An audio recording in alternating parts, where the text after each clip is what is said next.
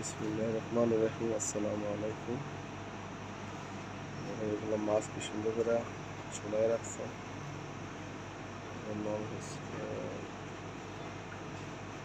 তন্দুরি। বাসমতি গোশ, আমাদের বাংলাদেশের চিংড়ি মাছ।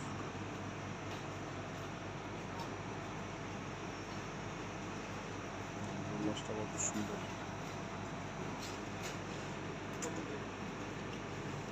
চিংড়ি মাছ কি সুন্দর করে সাজায় রাখছে। সব বরফ দেওয়া মাছ। এটা দেখেন একটা মাছ,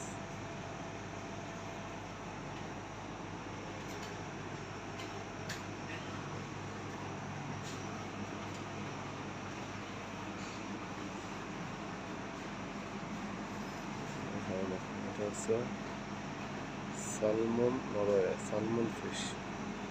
এইটার পিছের মাছগুলো লাল, দেখতে একদম সাদা কিন্তু ভিতরের মাছটা লাল। এটাও কিন্তু অনেক দামি মাছ, সিলভার।